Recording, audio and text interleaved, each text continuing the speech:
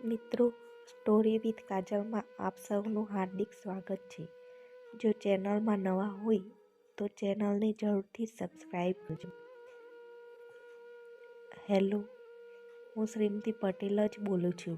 આપ કોણ? હું મેડિકો હોસ્પિટલમાંથી બોલું છું. તમારા પતિને અકસ્માત થયો છે. તમે તાત્કાલિક આણવીએ ફોન કટ કરી.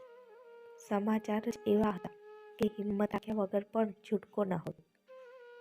અહીં અજાણા શહેરમાં તેઓને આવે હજુ માંડ 1 મહિનો થયો હતો.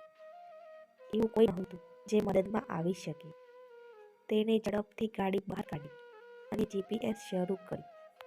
ખૂબ ઓછા સમયમાં તે શહેરની મલ્ટી સ્પેશિયલ હોસ્પિટલ મેડિકોમાં પહોંચી ગઈ. ઇમરજન્સી વોર્ડમાં પહોંચી, જ્યાં તેનો પતિ આલોક જીવન મરણ વચ્ચે ઝોલા ખાઈ રહ્યો હતો. ડોક્ટરની પૂરી ટીમ ત્યાં હાજર હતી. ખોપરીમાં મલ્ટી ફ્રેક્ચર હતા. હાલત થોડી ક્રિટિકલ હતી. આણવીએ મુખ્ય ડોક્ટર સાથે બધી વાત કરી. ડોક્ટરે એક માણસ સામે ઇશારો કર્યો, જે તેના પતિને સમયસર હોસ્પિટલમાં લઈને આવ્યો હતો અને 2 બોટલ બ્લડ આપ્યું હતું. આણવીએ એ માણસનો આભાર માન્યો. પોતાના અને પતિના ઘરે ફોન કરીને આલોકને થયેલ અકસ્માતની વાત કરી. આલોક કંઈક બોલવા મથી રહ્યો હતો, પણ તેનાથી કંઈ સ્પષ્ટ બોલાતું નહોતું. ડોક્ટરોએ પણ તેના મગજ પર કોઈ સ્ટ્રેસ ન આવે તે જોવાની ભલામણ કરી હતી. આલોકની તબિયતમાં રાય જેટલો સુધારો ડોક્ટરોને દેખાઈ રહ્યો હતો. આણવીની વાતચીત પરથી પેલો ભાઈ જે આલોકને હોસ્પિટલમાં લઈને આવ્યો હતો, તેને થોડી ખાતરી મળી કે આમનું આ શહેરમાં પોતાનું કહી શકાય એવું કોઈ નથી. એને આણવીને પોતાની બહેન સમજીને તેના આ કપરા અને દુઃખમાં એક ભાઈ બનીને મદદ કરી. હવે આલોકની તબિયત ઘણી સુધરી રહી હતી, પરંતુ ડોક્ટરોએ તેની આંખ બચાવી શક્યા નહોતા.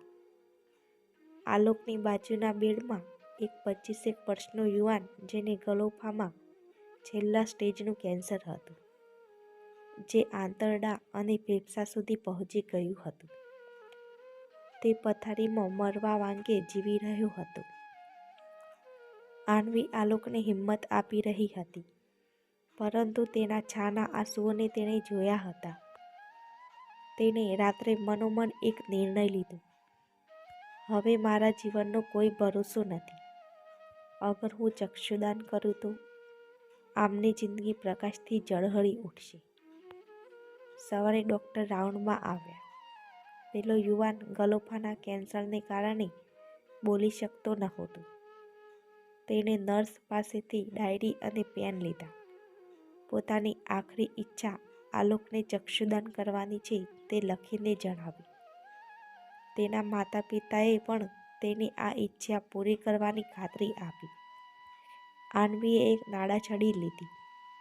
તે દિવસે એક ભાઈને બહેન અને બહેનને જાણે કે સગો ભાઈ મળી ગયો, જે બહેનના જીવનમાંથી કાયમને માટે અંધકાર દૂર કરવા માટે આવ્યો હતો.